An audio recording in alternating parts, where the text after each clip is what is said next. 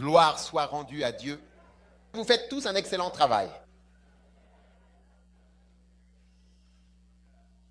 Maintenant, ce matin, je voudrais que nous allions de l'avant et que nous ouvrions à Ésaïe, chapitre 7. Je veux vous montrer deux effets de la prospérité.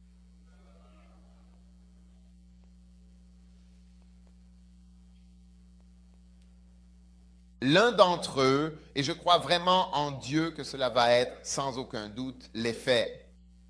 Amen.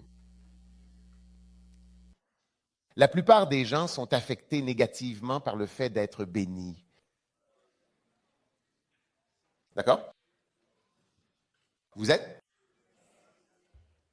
La plupart des gens sont affectés négativement par le fait d'être bénis. Ils sont affectés négativement en venant en Amérique si vous considérez cela comme une bénédiction. Ils sont affectés négativement en devenant avocats ou médecins ou en ayant de bons emplois. Et ils sont affectés négativement en étant bénis d'avoir un bien-aimé ou d'être mariés. C'est vrai. Vous savez, quand je prêche, les gens rient, crient et ainsi de suite. Mais vous voyez, je ne plaisante pas avec ce que je dis. Je suis vraiment sérieux. Réfléchissez-y. Parfois, cela semble tellement incroyable. Mais la plupart des gens sont affectés négativement par le fait d'avoir de l'argent. Combien de personnes qui ont de l'argent viennent à l'église?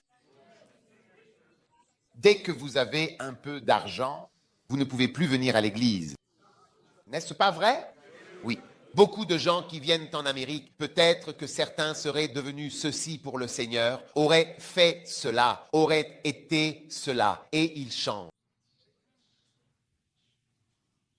Et les personnes mariées, en particulier, les plus résistantes et parfois de mauvaise humeur, ce sont souvent des femmes mariées depuis un certain temps. Oui, la défiance et l'obstination. Oui. Et les plus fluides sont ceux avant le mariage. Avant le mariage, elles sont tellement ouvertes, réceptives et croient en tout. Vous savez, c'est comme si elles étaient des anges. Oui. Et pas seulement envers leur mari, mais même à l'église. Même à l'église, ce sont les personnes ouvertes, prêtes à faire les choses d'une certaine manière. Donc je dis que la plupart des gens sont affectés négativement par ce que nous appelons des bénédictions. Elle est bénie, mais c'est pour ça qu'elle a décidé d'épouser l'enfer. Elle est bénie. Elle a eu un bébé. Elle est bénie. On pourrait aussi bien vous dire qu'elle est maudite aussi.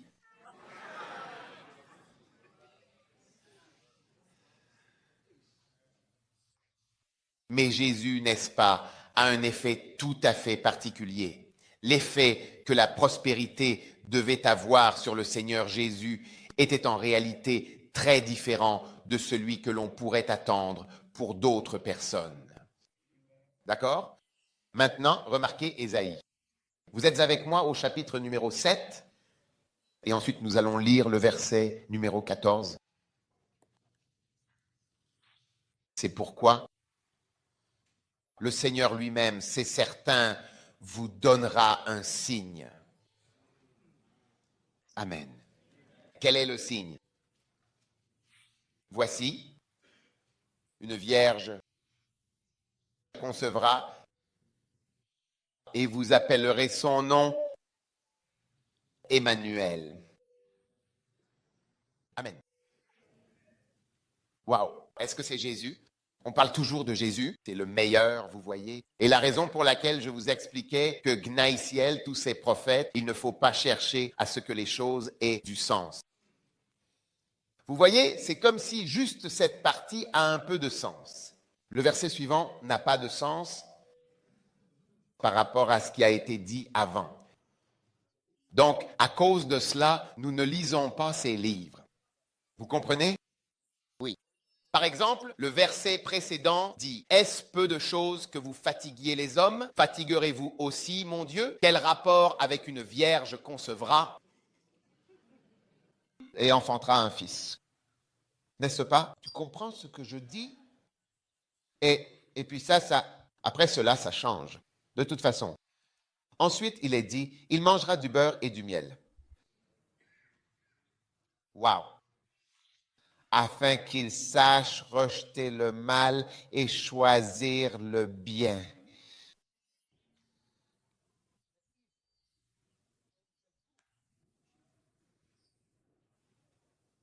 Wow! C'est vraiment une écriture merveilleuse, vraiment remarquable. Amen. Amen. Je ne sais pas si ceux d'entre vous qui viennent du Ghana le savent déjà, mais lorsqu'un bébé naît et qu'on le présente officiellement lors de la cérémonie traditionnelle d'outdooring, eh bien, c'est précisément ce passage des Écritures qui est utilisé à ce moment-là. Et donc, quand ils ont un bébé, le 7e jour, le 10e jour, ou peu importe, ils amènent le bébé, ils apportent un peu de beurre et un peu de miel, n'est-ce pas? Et ils en mettent sur la bouche du bébé, sur la bouche de l'enfant. Et ils disent, quand tu goûtes au miel, c'est du miel. Quand tu goûtes au beurre, c'est du beurre. Waouh, je ne sais pas ce que signifie ou veut dire ça. Mais c'est bien ce qui a été dit. Et cela a effectivement été dit à propos de Jésus dans les Écritures, qu'il allait manger du beurre et du miel. Maintenant, voici un autre effet de la prospérité. Et c'est le bon effet de la prospérité. Parce que le beurre, en effet, représente toute la richesse et la substance précieuse que l'on trouve dans le lait, tout ce que l'on peut en retirer, tout ce que l'on obtient du lait, ce qu'il a de meilleur à offrir. D'accord? Et le miel, vous savez, est le symbole même de ce qui est doux, agréable et bon. C'est vraiment le meilleur du sucré, ce qui incarne la douceur et la bonté dans ce que l'on goûte. Donc, le meilleur du sucré et le meilleur du riche. Tu comprends? Seront mangés par notre Sauveur. Pourquoi? Afin qu'ils sachent clairement rejeter le mal en toute conscience et choisir véritablement le bien en toute liberté et avec discernement. Donc, la prospérité, en réalité, n'a pas seulement un effet négatif. Amen. Amen.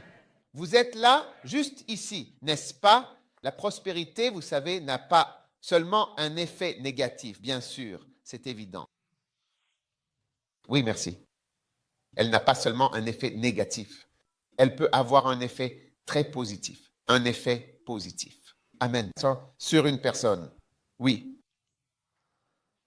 Cela peut avoir un effet très, très positif sur une personne grâce à la prospérité de cette personne et lorsque ses papilles gustatives ont déjà été poussées à l'extrême, wow, pour goûter le lait, le beurre et le miel, savourant pleinement chacune de ces saveurs délicates et naturelles. Quand quelque chose de mauvais, de nuisible ou de peu recommandable est proposé à la personne, tu comprends, elle n'y cède pas, elle ne se laisse pas tenter, ou même elle n'est absolument pas intéressée par cette proposition. Oui, dedans, parce qu'il sait.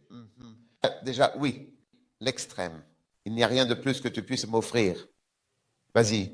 Pour beaucoup d'entre nous qui qui ne vivaient pas en Amérique, si tu vivais ici, très bien. Mais vraiment, qu'y a-t-il d'autre? Il n'y a pas de nation plus riche. Je veux dire, tu as beaucoup de crises, beaucoup de problèmes. Financièrement et ainsi de suite, mais par rapport au reste du monde, tu n'as pas à t'en soucier. Une pensée. Tu n'as vraiment aucun problème. Oui. Amen. Amen. Tu es là ou tu rentres? Nous sommes là. Très bien. Gloire à Dieu. Revenons à Ésaïe et retournons, comme nous l'avons déjà fait, au chapitre 2.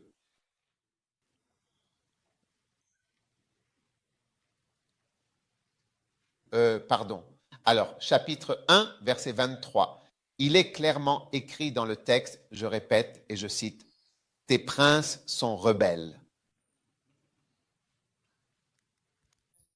Compagnons de voleurs, En général, tout le monde aime les cadeaux et court toujours après les récompenses. C'est une mauvaise situation que vous avez lorsque vous avez un prince ou un dirigeant. Quand il est un compagnon de voleur, ce qui est le cas de beaucoup de politiciens aujourd'hui, leurs compagnons sont des voleurs. Vous m'écoutez? Et tout le monde aime les cadeaux. Ils veulent des cadeaux. D'accord? Tout le monde veut que tu offres un cadeau. Rien n'est fait parce que c'est bon pour le pays. Ce n'est jamais fait parce que c'est bien. Toute personne qui vient au Ghana pour faire des affaires ou pour conclure un contrat, souvenez-vous de ces principes. Rien n'est fait parce que c'est bon pour le pays. Parce que tout le monde court après les récompenses. Les gens font les choses parce qu'il y aura une récompense. Oui. D'accord? Ils ne rendent pas justice à l'orphelin car il n'a pas de récompense ni de cadeau. Les orphelins n'ont pas de cadeau à offrir. Les veuves, on ne défend pas la cause de la veuve. C'est pourtant la veuve qui a besoin d'aide. Ce n'est pas à vous que la veuve va donner de l'argent. Donc les personnes qui sont en bas et démunies sont toujours oubliées par ce type de dirigeant. Quand il s'agit de l'Église, les pasteurs et les leaders spirituels chrétiens qui sont comme ça, d'accord, de la même manière, sont des compagnons de voleurs. Par exemple, tu peux aller et à la table d'honneur, il y aura un voleur assis là et il y est. Même les pasteurs n'y sont pas. Mais les voleurs y sont parce qu'ils sont riches et chaque pasteur poursuit une récompense.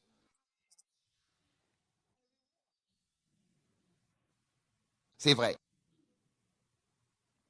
Donc dans Ecclésiaste chapitre 10, verset 16, si tu peux l'afficher à l'écran, tu verras un verset intéressant là-bas, Ecclésiaste chapitre 10 et verset 16. Il est écrit, « Malheur à toi, ô pays, ô Église, quand ton roi est un enfant, et que tes princes mangent le matin, d'accord, mais heureux es-tu ô pays lorsque ton roi est fils de noble. » C'est le fils d'un homme riche. Il est déjà riche. C'est ce que je dis, il y a deux effets de la richesse et de la prospérité. Et j'essaie de vous enseigner aujourd'hui afin que l'effet positif de la prospérité soit ce qui racontera votre histoire. Amen. Et il dit, ton roi ou ton dirigeant est déjà le fils d'un homme riche. Et il mange en temps voulu. C'est-à-dire, il mange au bon moment ou quand c'est approprié. Et pourquoi mange-t-il? Pourquoi mange-t-il? Il mange pour que vous puissiez le voir lui-même. Il passe du bon temps. Il mange beaucoup de nourriture. Mais non, il y aura une bonne raison pour laquelle il mange. Une très bonne raison. S'il n'y a pas de bonne raison, il ne mangera pas. Et il mange pour la force et non pour les excès ou le plaisir. Waouh! Vous êtes avec moi? Donc cela est censé être une bénédiction d'être né dans la richesse. C'est censé être une bénédiction. Mais malheureusement, quand les gens goûtent au lait et au miel, un esprit de cupidité s'empare d'eux et ils ressentent qu'il leur en faut plus. Il m'en faut plus. Il m'en faut plus. Il m'en faut plus. Toujours plus et jusqu'à ce que ça n'ait même plus de sens, toutes ces choses que tu possèdes. Je me souviens d'une fois où j'avais un ami qui travaillait pour un milliardaire, enfin un millionnaire en fait. Il a travaillé pour lui jusqu'à ce que le millionnaire devienne milliardaire. Oui, et quand je l'ai connu pour la première fois, le millionnaire avait environ 600 ou 700 millions et à chaque fois que je discutais avec lui, il me disait combien d'argent ils avaient gagné ce jour-là, combien d'argent ils avaient amassé, jusqu'à ce que je me souvienne qu'il m'a dit qu'ils étaient arrivés à 900 et quelques millions et que son patron essayait vraiment d'atteindre le milliard. Oui, et jusqu'à ce qu'il atteigne le milliard, puis un jour il est venu, on est un peu redescendu, oui, on s'en est un peu détaché. 1 milliard, et nous étions à 900 et quelques millions. Alors tu te poses la question, quelle est la raison de tout cet argent? Tu vois? Oui. Ça n'a plus vraiment de sens à ce stade-là, honnêtement. Et au fur et à mesure, tu te rends compte que l'absurdité de tout ce que nous faisons devient évidente. Alors tu découvres qu'il y a des gens qui ont beaucoup d'argent et qui ne le dépenseront jamais avant de mourir. Oui, ils l'ont et c'est comme s'ils aimaient juste le regarder, mais en réalité, ils sont les instruments de Satan, ils sont les outils de Satan. Pour garder l'argent dans des rivières et des canaux où il ne sera jamais utilisé. Oui. Je parlais à un chrétien qui était vraiment riche, je lui disais, regarde, tu es véritablement béni. Dieu t'a rendu riche. Ne te laisse pas tromper, tu es en train de tomber dans la même histoire que tous les riches. Oui, parce que tous les riches ont la même histoire, la plupart ont la même histoire. Encore un peu, juste un peu plus, ça n'a plus de sens. Il faut juste en avoir toujours plus de tout et simplement le regarder. Et donc, je le garde pour quelque chose. Je vais l'utiliser au cas où ceci, au cas où cela. J'utiliserai ça au cas où ceci, au cas où cela, au cas où cela. Donc, j'ai appris, parce que je ne suis pas pauvre non plus et je ne viens pas d'une famille pauvre, tu vois, j'ai appris que même pour prospérer, il y a une manière de prospérer.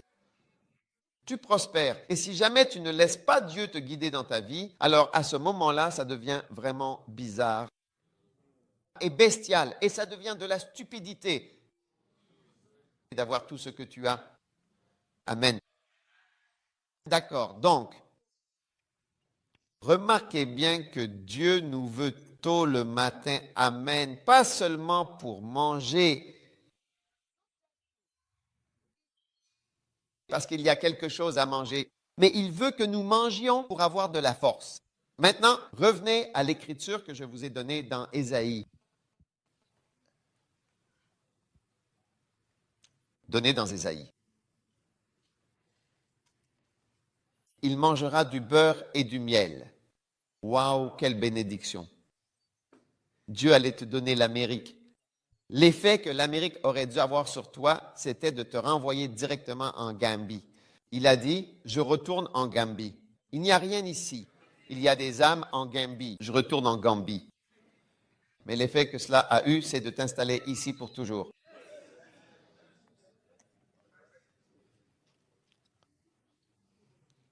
Tu vois, quand j'étais enfant, je voyageais même en première classe. Parfois, il n'y avait personne d'autre en première classe à part moi et le président de la Cour suprême. Vraiment? Oui, quand j'étais enfant. Mon père.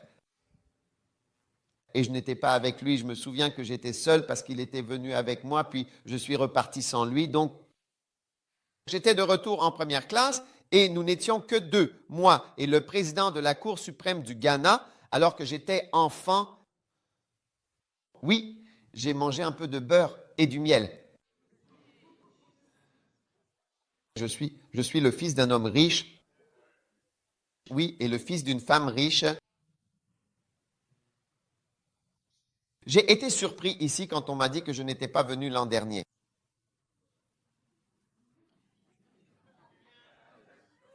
Je ne suis pas venu ici l'année dernière. Ouais. Parce que pourquoi? Pourquoi ferais-je? Pourquoi ne suis-je pas venu ici? Où étais-je? J'étais en train de faire ça. Même si je devais lever des fonds, tu vois, c'est même l'un des chapitres. Tu sais, chaque matière, chaque sujet, peut-être tu fais de la biologie, il y a l'œil, l'oreille, le tube digestif, mais aussi le système nerveux ou quelque chose comme ça. Et tu dis que tu n'aimes pas cette partie-là. Dans le ministère, nous avons différents aspects. Tu comprends? Système nerveux, œil, oreille, ceci. Et la partie que je n'aime pas, c'est la partie pour lever des fonds et parler d'argent. Il y a aussi une autre partie que je n'aime pas. Je veux dire, si tu me demandes ce que ça ne me dérange pas de le faire. Je suis heureux. Je suis enthousiaste. J'aime ça. D'accord, j'aime ça. Amen. Mais je dis que ce n'est pas seulement que je dois aller en Amérique, je dois aller ici, je dois faire ci. Non, non, non, pas du tout. Oui. Et c'est ce que j'essaye de vous expliquer. Va au verset que je t'ai donné dans Ésaïe. Les princes, chacun suit les récompenses. Ésaïe 1, verset 23. Il est écrit, vos princes sont rebelles et compagnons de voleurs, et chacun aime les présents. Alors que je suis ici avec vous, je ne pense même pas aux cadeaux. Oui, donc je n'ai même pas besoin d'un cadeau. Amen. Mais tu vois, quand tu es pasteur ou dirigeant et que tu poursuis, tu vois, la vraie raison pour laquelle tu es là, tu ne peux pas le faire. Tu ne peux même pas dire les choses que tu dois dire. Tu ne peux même pas prêcher. N'est-ce pas étonnant? Est-ce vrai ou pas vrai? Et ensuite, ils ne jugent pas l'orphelin. C'est comme les gens qui n'ont rien. Je perds la tête.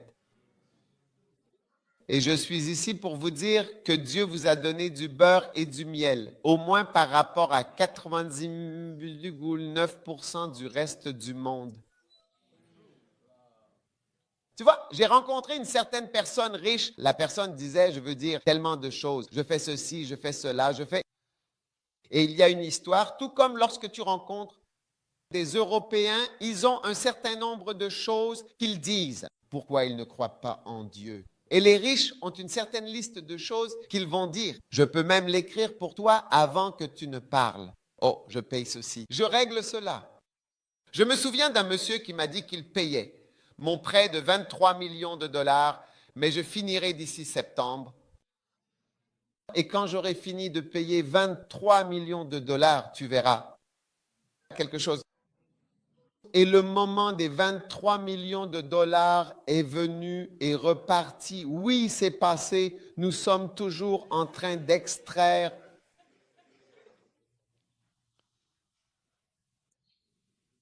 Donc, les riches ont un certain schéma de ne pas faire certaines choses. Et je dis cela parce que vous êtes ici. Les riches disent qu'ils ne sont pas riches. Les riches disent qu'ils doivent payer ceci. C'est la chanson standard des riches. Et je vous le dis, tous Gambis veulent être à votre place. Pasteur John, oh, tu ne penses pas? Je suis allé dans ton pays.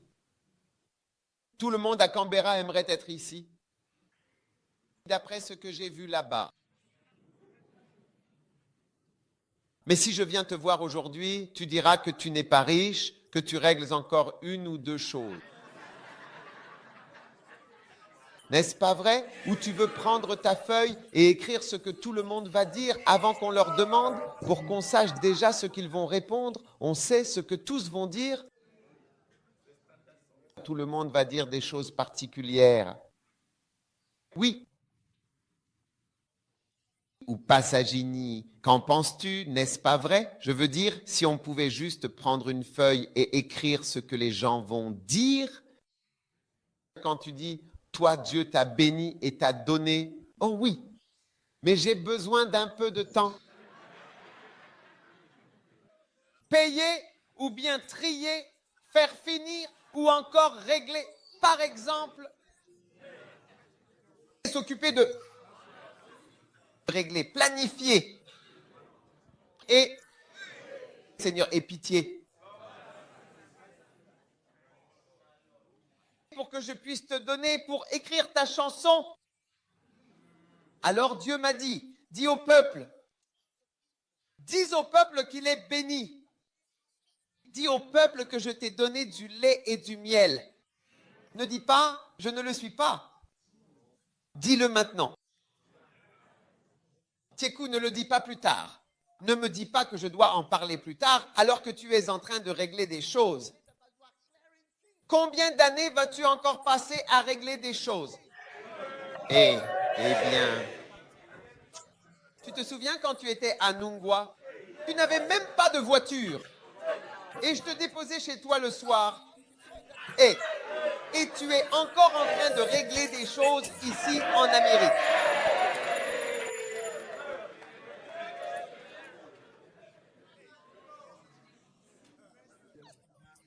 Toujours les mêmes choses. Personne ici n'est riche. Personne ici n'a d'argent. C'est toujours comme ça que ça paraît. Et les plus riches, mais ils sont pareils. Les plus riches, ils peuvent tout avoir.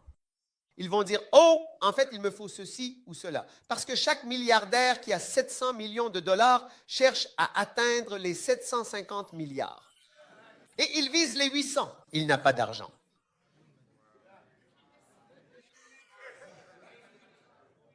C'est pour ça que l'argent est bloqué. Alors pour moi, j'ai décidé, j'ai dit, Seigneur, tout ce que tu me donnes, je veux le sortir et l'utiliser. Je veux mourir avec 0 sur mon compte en banque. Je ne veux pas avoir de compte en banque quand je serai mort. Oui, je veux sortir tout ce que j'ai, tout mettre à disposition. Il y a quelque temps, le Seigneur me disait, sors tout ce que tu as. Comme quand tu as commencé la fac de médecine, tu as sorti tes enceintes, ton amplificateur, ta voiture, tu as tout sorti et tu l'as utilisé pour mon œuvre. Apporte tout ce que tu as et mets-le au service de mon œuvre. Ne garde rien, ne cache rien. Parce que c'est ce que j'ai fait. Et le Seigneur m'a montré que quand tu avais ce que tu avais, c'était très peu. Tu as tout sorti. Le système de sonorisation, je l'ai sorti et je l'ai utilisé pour l'église au lieu de le garder comme mon système de son pour mon salon quand je me marierai. Ce qui allait arriver bientôt.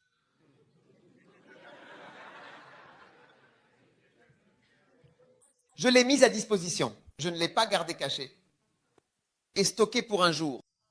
J'ai tout utilisé. J'ai sorti tout ce que j'avais et je l'ai utilisé. J'ai utilisé ma voiture. J'ai utilisé mon système. J'ai utilisé mon argent. J'ai tout utilisé. J'ai tout versé. Et le Seigneur me disait, de la même manière, à ce stade de ta vie, ce que tu as, sors-le et utilise-le. Déploie-le. Utilise-le pour Dieu et pour son Église, tout comme tu l'as fait quand tu étais très jeune, à 25 ans. Et ne fais pas de liste non plus, monsieur l'évêque. Ne fais aucune liste. Je règle ça, je mets fin à ça et tu n'as rien à régler. Oui, je te dis ce que Dieu m'a dit. Dis-moi ce que Dieu m'a dit. Et je prie que Dieu me donne cette grâce. Que lorsque je mourrai, il n'y ait même pas besoin de testament. Ou même qu'il n'y ait pas de compte. Il n'y a rien à suivre. Oui, il n'y a rien. Si j'avais quelque chose, je l'aurais déjà partagé. Maintenant, juste avec mes doigts, quand j'entrerai dans la terre, il n'y aura pas de projet. Parce que certaines personnes, quand elles meurent, il y a un grand projet qui arrive après. Et tellement de choses. Waouh! Le beurre et le miel, c'est vraiment très bon, ça peut avoir un très bon effet. Et avoir un bon effet, oui, c'est certain. Je n'ai pas eu besoin de venir ici en Suisse, en Angleterre et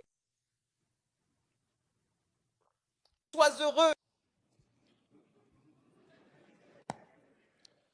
Sinon, tu seras surpris de voir comment sera l'Église. Quand tu nous verras, tu sauras. Oui, nous sommes là. C'est vrai.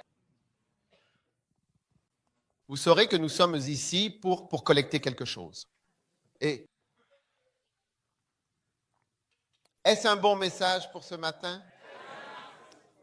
D'accord?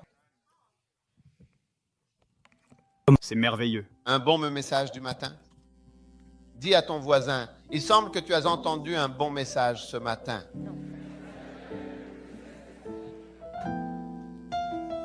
Tout le matin, alors que le jour se lève à midi, J'aime t'écouter me parler et je veux te parler.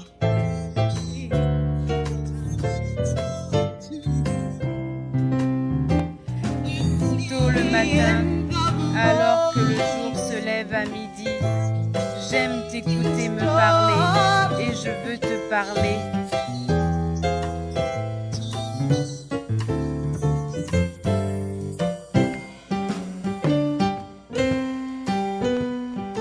Tôt le matin, quand je me réveille, c'est si bon de te louer, te dire combien je t'aime, ce que tu représentes pour moi. Je veux te parler. Et c'est si facile de faire des erreurs quand j'essaie de faire les choses à ma façon. Tu as dit que si je ne fais que demander, tu dirigeras mon chemin. Tu as toujours veillé sur mon âme, avec tant de douceur.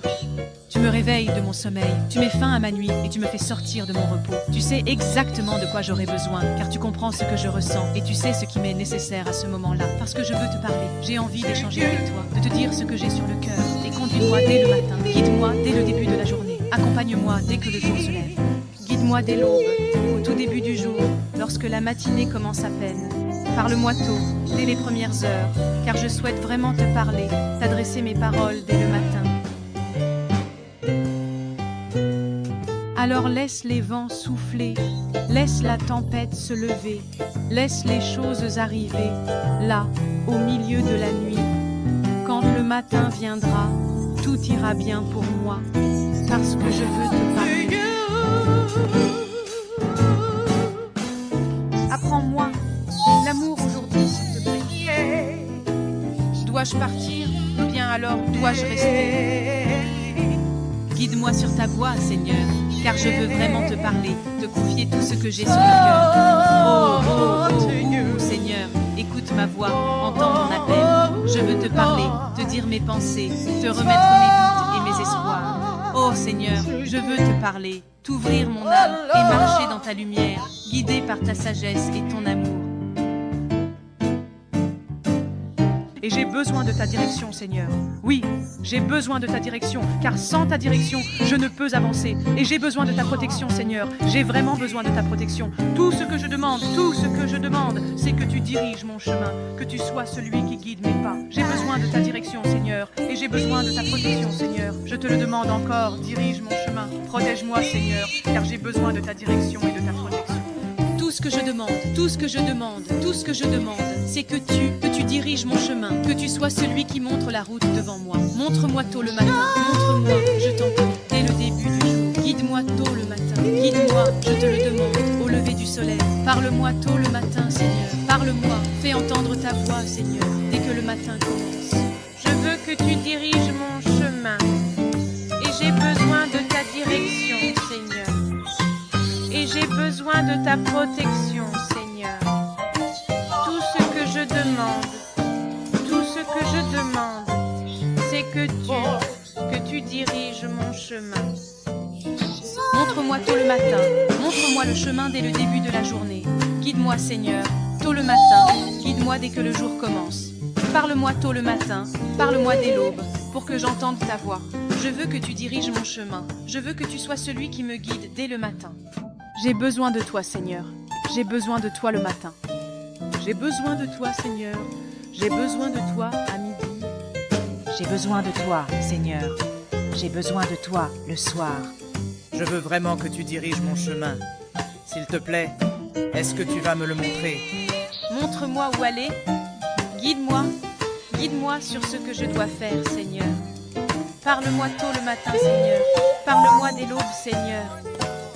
Je veux que tu diriges mon chemin, s'il te plaît, toujours, avec soin, dans la bonne direction. Est-ce un message du matin? Oui, bien sûr. D'accord. Maintenant, eh bien, chapitre 8, alors, voyons le verset.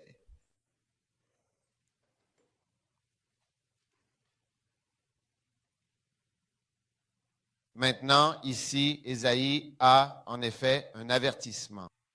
Amen. Amen. Au verset 4, avant que l'enfant ait la connaissance suffisante de crier « Mon père et ma mère », les richesses de Damas. Et le butin de Samarie sera emporté devant le roi d'Assyrie. Ce passage indique que tout ce qui a de la valeur à Samarie sera pris et transporté devant le roi d'Assyrie. Maintenant, il se sert de l'enfant pour établir une chronologie. C'est bien cela, n'est-ce pas? Oui. Tout le monde dit chronologie. Chronologie. Combien savent qu'on est sur une chronologie? Une chronologie. Wow! Combien de personnes ont vu ce film In Time? Dans le temps. Oh, c'est un film de Makana que vous devez absolument voir. Dans le temps. C'est l'un des films de Makana. Est-ce que vous allez le regarder? Notez-le. Ça s'appelle Time Out. Assurez-vous de le regarder. Dans ce film, d'accord, vous savez, la monnaie, c'est en effet le temps. Oui. La monnaie, c'est le temps. On ne travaille pas pour de l'argent, on travaille pour du temps. Donc, quand tu vas travailler, tu peux recevoir 2 mois de salaire. 2 mois. Oui. Et ils te le mettent sur la main. Oui. Et tout le monde naît avec 25 ans à vivre. Amen. À la fin des 25 ans, tu vois qu'il reste 1 an, 6 mois qui s'écoulent. Quand ça arrive à 0,0, tu meurs. Amen. À moins que quelqu'un ne te donne un peu de temps. Quelqu'un peut te donner du temps. Et les plus riches ont beaucoup de temps. Ils peuvent avoir un siècle. Ouais. Et donc, à mesure que les quartiers changent, les quartiers plus chics, certains ont des siècles et ils gardent ça à la banque. Ils gardent ce truc avec du temps dessus. Donc, ils peuvent te donner du temps, 20 ans, peu importe. Donc, oui, si tu n'es pas riche, en temps, tu es fini. Tu es foutu.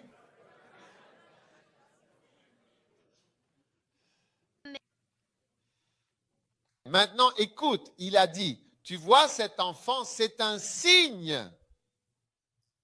L'une des choses que les chrétiens ne reconnaissent pas aujourd'hui, ce sont les signes.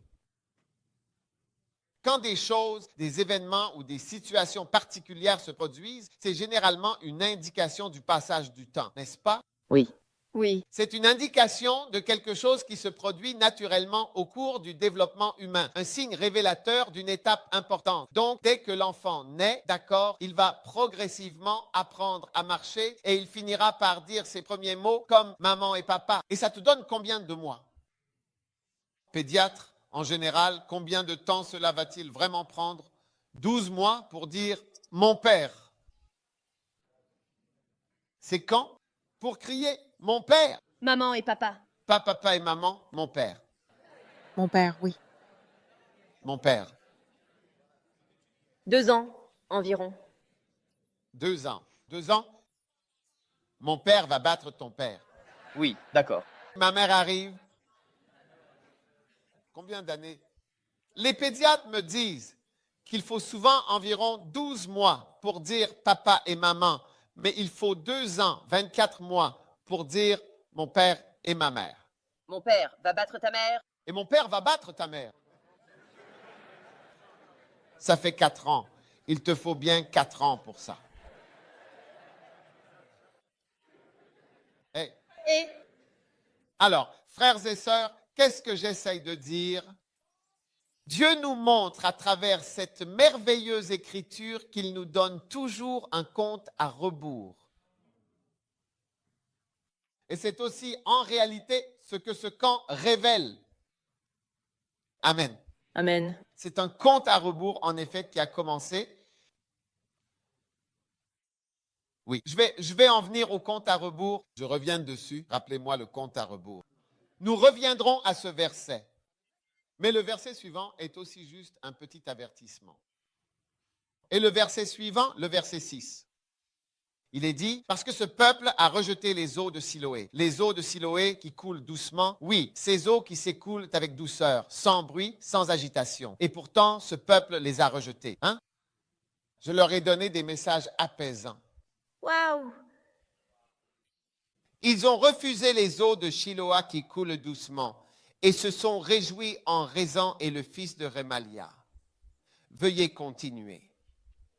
Maintenant donc, le Seigneur fait venir sur eux les eaux du fleuve puissantes et nombreuses, c'est-à-dire le roi d'Assyrie et toute sa gloire. Il montera au-dessus de tous ses canaux et débordera sur toutes ses rives.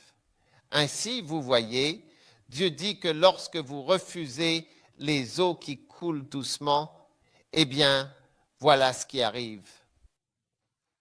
Amen. Amen. Alors, il va vous amener un fleuve puissant. Voilà comment sont toutes nos vies. Il y a une belle rivière douce. Nous n'aimons pas la prédication, nous aimons la maladie. Nous n'aimons pas la prédication, nous aimons la mort. Nous n'aimons pas les mariages, nous aimons les funérailles.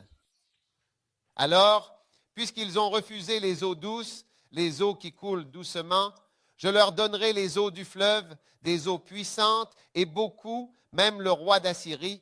Je l'enverrai, il viendra discipliner mon peuple. Wow! Est-ce effrayant? Vas-tu répondre à la parole de Dieu ou veux-tu les puissants fleuves de la Syrie? Amen. Ou bien tu préfères les eaux douces de Shiloah? Demande à ton voisin, quel type d'eau aimerais-tu expérimenter?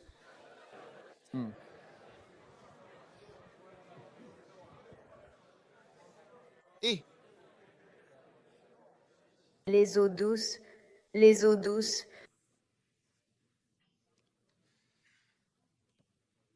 Amen.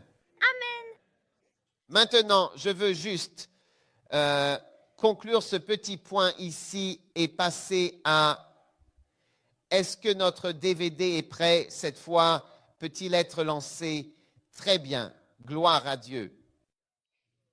Alors maintenant, je vous disais, mes chers amis, amis chrétiens, que si Dieu le veut, Dieu m'a donné la vision de ne pas de gagner 100 millions d'âmes, d'essayer d'aller au ciel avec 100 millions d'âmes supplémentaires.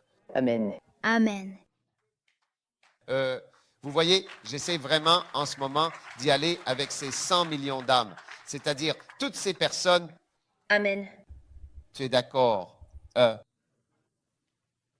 Et il est important que nous ayons tous cette vision en tant qu'Église, parce qu'il n'y a pas de meilleure vision pour une Église que d'avoir un esprit disposé à faire la volonté de Dieu. Amen. Amen. Vous êtes là? Oui, bien entendu. Amen. Alors, la première clé, et je vais simplement vous donner au cours de cette réunion 7 clés, et une fois que nous aurons parcouru ensemble ces 7 clés, nous aurons terminé notre réunion. La toute première clé, d'accord, nous ramène au verset comme point de référence pour commencer.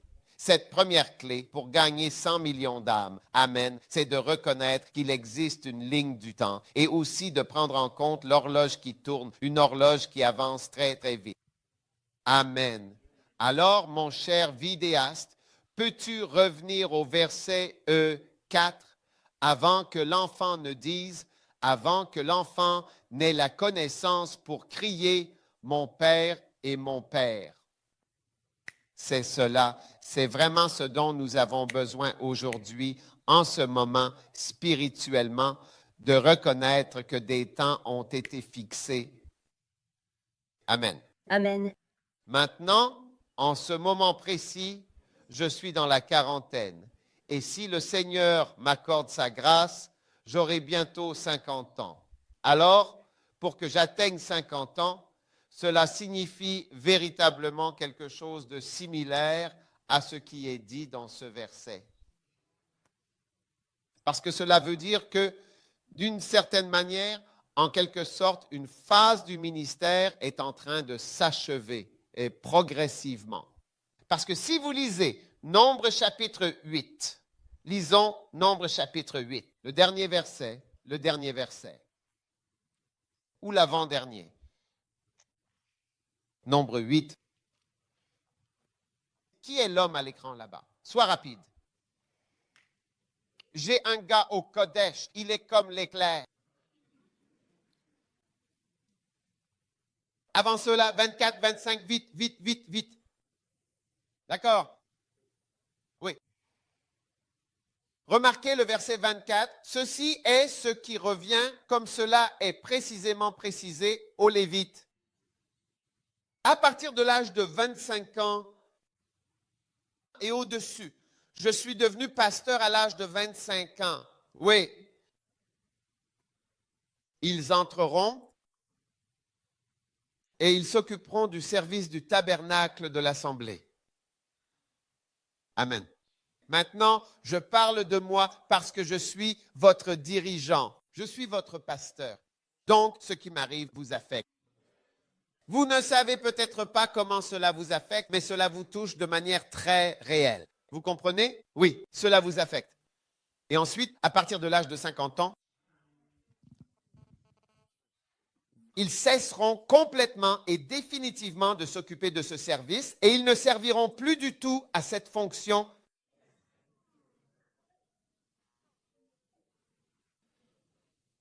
Oui. Oui. Ils ne serviront plus.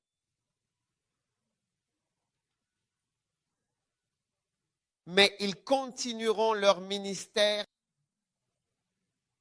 Vous voyez, passé 50 ans, on exerce toujours un ministère. Non, et encore une fois, vous voyez, ce n'est pas toujours exactement comme cela parce qu'il s'agit de l'Ancien Testament et de la loi, mais la loi vous donne une image de la pensée de Dieu et elle nous donne une grande compréhension de la volonté du Père parce que l'image pour l'Église, comme lorsque Paul a dit « Ne muselle pas le bœuf qui foule le grain » ou encore « Un homme parie à la guerre à ses propres frais » et ainsi de suite.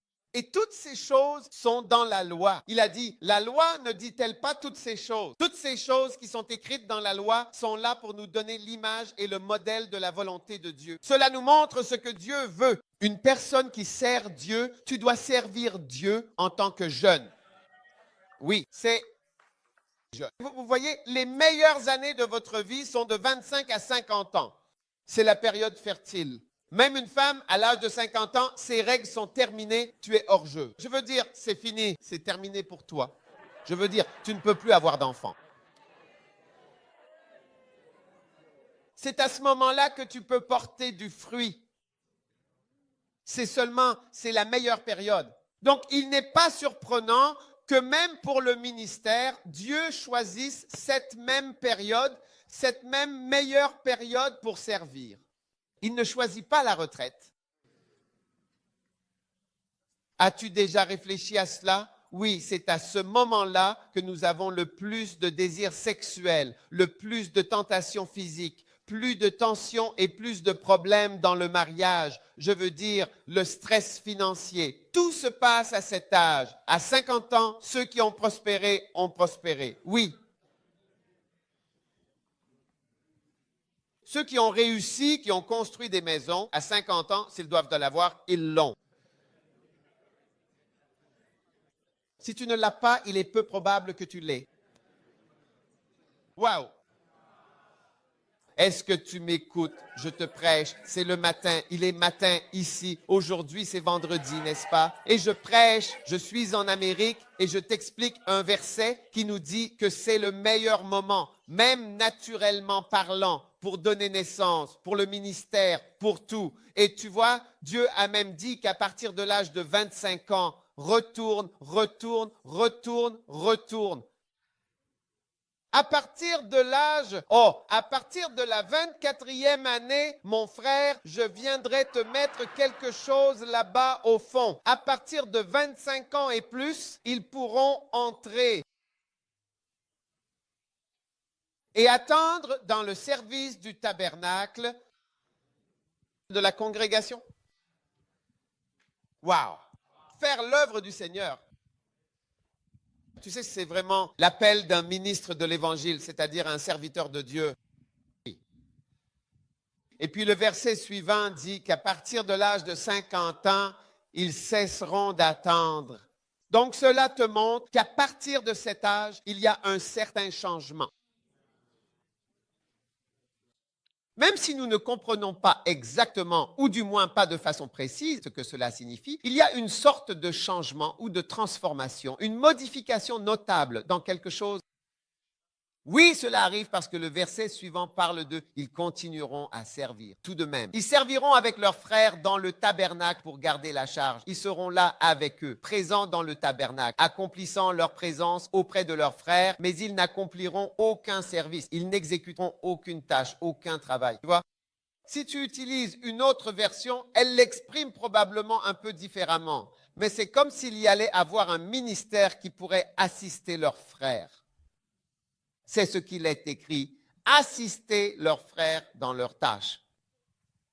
Donc, à partir de ce moment-là, ils deviennent plutôt des aides pour que d'autres deviennent aussi ministres ou pour les aider à accomplir l'œuvre de Dieu. Mais il y a une certaine fin ou un passage à autre chose. Je ne peux pas prétendre tout savoir. Je le constate simplement, moi aussi. Tu comprends?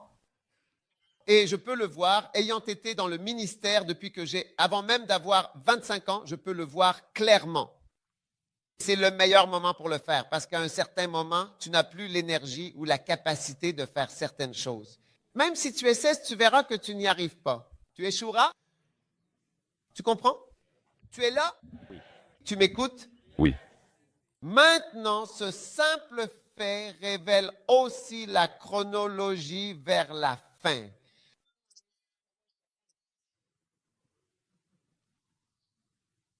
Alors, si je dois aller au ciel, cela veut dire que si cela m'arrive, si cet âge m'atteint, cela signifie que sur la chronologie vers le ciel, il n'est pas dit qu'au moment où l'enfant dira « mon père » ou que, donc il y a une autre façon de dire, au moment où ceci ou cela, que l'évêque évangéliste meurt, cela veut dire que nous ne serons plus là.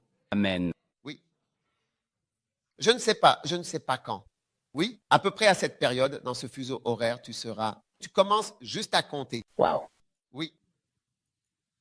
C'est ça, c'est tout le point. Maintenant, quand je regarde les efforts que nous avons faits en tant qu'Église à travers l'implantation d'Église et tout cela, et que je regarde les efforts que Satan déploie, on se rend compte que Satan emmène avec lui des millions de personnes en enfer. L'enfer s'est élargi. Donc, il est temps pour nous aussi de modifier ce que nous faisons et de faire tout ce que nous pouvons pour aller au ciel avec beaucoup de personnes, au moins. Au moins. Si nous pouvons aller au ciel avec beaucoup de personnes en plus. Alléluia. Et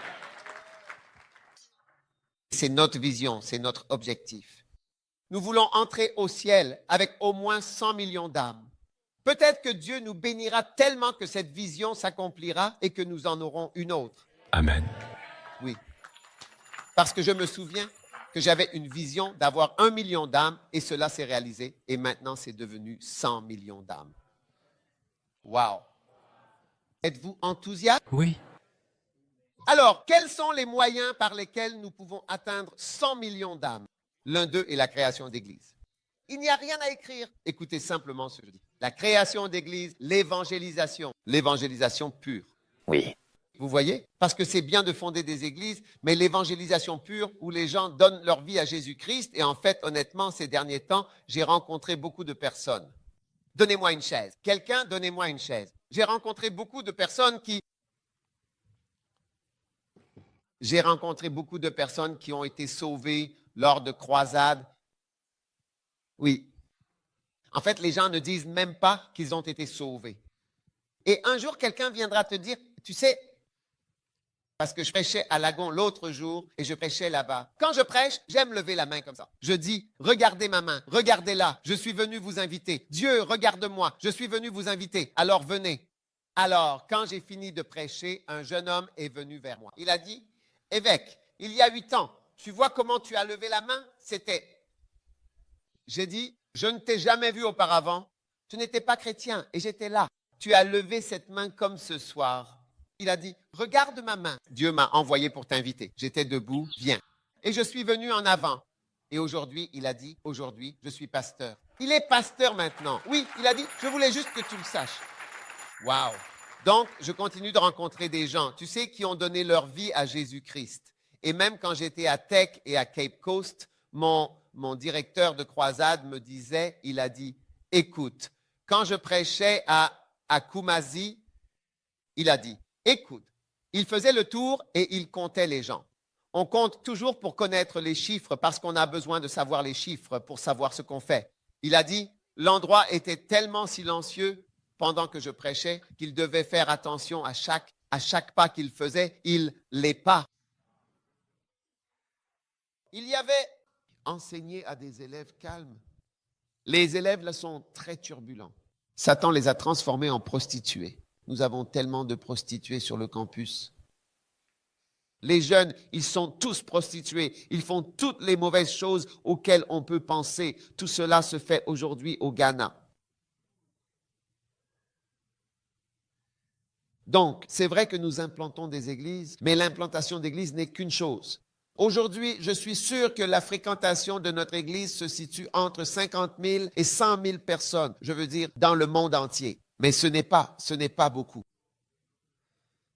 Ce n'est pas beaucoup parce que toute l'église, nous avons probablement environ, je sais que c'est plus de 50 000, mais entre 50, il y a 50, 100 000 personnes quand on additionne toute l'église. Toutes nos succursales. Dans le monde entier. Oui. Qu'est-ce que cela peut vraiment faire? Au moins, c'est déjà quelque chose. C'est pour cela que nous avons besoin de plus de pasteurs et de plus d'églises. Et même en Amérique, il y a combien d'États? 50. Et dans combien d'États avez-vous des églises? Dans 24 États. Et quand nous envoyons des gens déménager, comme David l'a fait en partant de chez lui, par exemple, oui, tu vivais ici, puis tu es parti au Minnesota, beaucoup de gens n'aimeraient pas faire ça. Maintenant, nous devons encore le faire parce que chaque déplacement que les gens ont fait a permis à certaines personnes d'être sauvées. Amen. Et certaines églises ont été établies. Alléluia.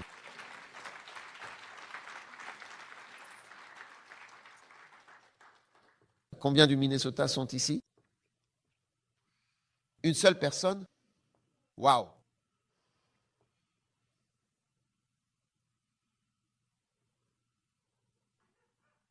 Donc, beaucoup de gens auraient même pu être ici, mais c'est tout simplement trop loin pour eux de venir.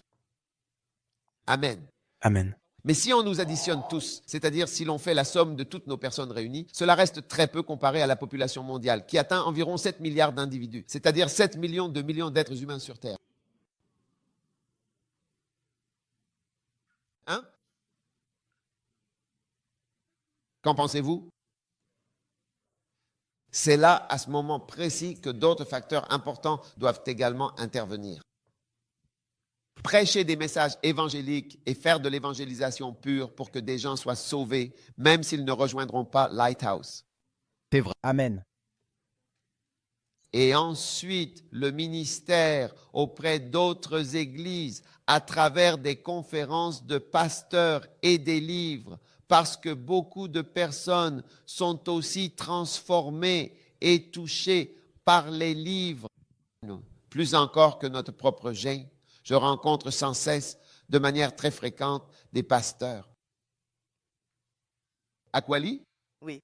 Toi, tu m'as envoyé un message l'autre jour, n'est-ce pas? Viens me raconter cela. Raconte-nous, donne... Ah, tu as reçu le message. J'ai reçu le message. D'accord. D'accord, elle a retrouvé le message. Je rencontre sans cesse des pasteurs. L'autre jour, j'ai rencontré un pasteur du Swaziland. J'ai demandé, qui est-ce? J'ai juste vu un jeune homme et je suis un pasteur qui est au Swazi. Cet homme a une très grande église. Il a des milliers de membres. Il est venu à la conférence Iron Sharpens Iron avec 22 de ses pasteurs. Wow. Il les a emmenés au Ghana. Il m'a dit, le pasteur m'a dit, il a dit, écoute, j'avais 2 de tes livres ou un de tes livres, Mega Church et quelque chose, et Démons et comment faire quelque chose. Il a dit, pendant 4 ans, je me suis nourri de ce livre. Et maintenant, il y a des antennes. Hein? Et tu en as trouvé un autre? Dis-moi, lis-le à voix haute. C'était un dimanche matin et j'ai reçu cet email d'un pasteur en Australie. Et, eh bien, voici le message texte. Il dit, « J'étais avec un cher pasteur aux Fidji qui a été grandement béni par votre ministère, mais qui n'a que 2 livres, Loyauté et celui sur les démons. Par la grâce de Dieu, il a fait passer une église composée de sa propre famille de 6 personnes à une église de 20 000 personnes en 10 ans. Wow. J'aimerais vraiment qu'il puisse rencontrer le pasteur Doug, si possible, car ses livres, Loyauté et Déloyauté, ont en fait été, une véritable fondation pour ce grand ministère. Et après cet email, il a commandé tous vos livres, puis tous vos CD sur Internet. Waouh. Il les a achetés. Amen. Je rencontre sans cesse des pasteurs comme ça. Un pasteur de Tanzanie qui il a un ministère immense. Et il dit, non, c'est grâce à ce livre que j'ai compris. Grâce à ce livre, grâce à ce livre, grâce à ce livre, grâce à ce livre. Tanzanie, Kenya. Je veux dire, il y a des pasteurs que j'ai rencontrés moi-même, d'autres que je n'ai pas rencontrés. Il y a un pasteur au Mozambique, toutes sortes de choses, des milliers. Alors, l'une des choses que fait la Healing Jesus Crusade, c'est qu'elle fait connaître le ministère et les livres, et présente les livres. Parce que la partie principale de la croisade, c'est la conférence des pasteurs. C'est pour cela que nous rassemblons les pasteurs et que nous travaillons avec eux. Amen. Amen. Il n'y a absolument aucun moyen que Lighthouse, à elle seule, en implantant des églises, puisse amener 100 millions d'âmes au ciel de mon vivant. Et si le Seigneur me bénit et que j'ai 50 ans, alors cela signifie, comme on dit, qu'avant ceci ou cela, je ne serai plus là. Je suis sûr qu'avant encore 50 ans, je ne serai plus là. Je dois l'être. Je ne serai plus là. Je ne sais pas combien d'années. Personne ne sait. Alors, si c'est de l'évangélisation pure, un travail pur envers les pasteurs, et vous voyez qu'en Amérique, vous savez, beaucoup d'entre nous n'ont même pas encore envoyé de livres à d'autres ministres, alors que tous ces ministres ont vraiment été bénis à travers les livres. Donc, quand nous parlons de la Healing Jesus Crusade, cela englobe beaucoup de choses. C'est de l'évangélisation. C'est travailler avec des livres, travailler avec des pasteurs. Et c'est cela, parce que Lighthouse n'est qu'un petit élément de l'œuvre de Dieu dans le monde. Mais nous pouvons aussi mourir en ayant sauvé 100 millions d'âmes de l'enfer. Alléluia. Amen. Alléluia. Amen. C'est excitant? Oui. Est-ce que c'est fantastique? Oui. C'est puissant? Puissant. Es-tu heureux de faire partie de la Healing Jesus Campaign? Amen. Maintenant, le Seigneur met sur mon cœur d'essayer de traverser vers l'Afrique. Et si le Seigneur accorde plus de temps, alors, avec sa volonté, nous irons dans d'autres endroits. Oui. Peut-être même l'Amérique. On ne sait jamais. Amen. Amen. Oui, prédicateur. Mais cela n'a pas d'importance. Ce qui compte, c'est d'aller de Jérusalem à la Judée, à la Samarie et jusqu'aux extrémités de la terre. Et à cause de là d'où nous venons, nous avons appris à faire les choses de la manière la moins chère possible, si c'est possible. Amen. Mais ça reste cher, même si c'est bon marché. Benny Hinn me disait, quand il a vu certaines photos de notre croisade quand il m'en parlait, il a dit, « Oh, combien cela coûte-t-il d'organiser cette croisade? » Il a dit, « Waouh, je ne peux pas imaginer la somme d'argent qu'il faudrait pour organiser toutes ces croisades à ces endroits. » Oui, ils ne peuvent pas parce qu'ils ne connaissent pas certaines choses dont nous bénéficions en venant de là-bas. Vous êtes là? Oui. Oui. Donc, vous voyez, il y a des avantages et des inconvénients à tout. L'Américain moyen, lui, ne peut pas facilement comprendre quoi faire en Afrique. Oui, et vous voyez, il y en a de moins en moins. Même Benny Hinn a arrêté d'organiser des croisades. Ils font juste des conférences de pasteurs, seulement si vous l'invitez. Je ne sais pas s'il fait encore des croisades aujourd'hui, mais ce n'est plus comme avant, ni comme autrefois. Et Bonnke est à la retraite. Oui, prédicateur. Retraite complète. Et si tu vas en Afrique, et je parle juste de l'Afrique parce que c'est la prochaine destination, mais je crois aussi qu'un jour, nous aurons beaucoup de croisades en Amérique du Sud. Oui, c'est ce que je demande à Dieu. Pareil, nous le ferons là-bas par la grâce de Dieu. Amen. Dieu nous donnera tant. Il le fera. Amen. Amen. Ce n'est pas fini. Amen. Alléluia. Amen. Amen. Alors, je veux bien que nous ayons vraiment cela tous ensemble, collectivement, dans nos cœurs, vous voyez. Et je disais à quelqu'un, tu vois, l'onction dans ce ministère est aussi une onction pour la richesse. Oui, prédicateur. Oui, c'est une onction pour la richesse sans prêcher sur la richesse. Oui, c'est bien. Amen. Parce que, par exemple, je donnais un exemple. Je suis allé dans une église annexe et j'ai juste levé, plus de 50 000 $. Je n'ai jamais prêché sur la richesse. J'ai prêché sur autre chose tiré d'un de mes livres. Oui, donc, tu vois, mais tu sais, ça rapporte quand même de l'argent, tu sais bien. Donc, je dis que la parole de Dieu, on n'a vraiment pas besoin de parler d'argent tous les jours. Tu comprends? De l'argent, Si nous nous concentrons sur le fait de travailler pour le Seigneur, je crois que par la puissance de Dieu, Dieu prendra soin de tout ce dont nous avons besoin. C'est vrai.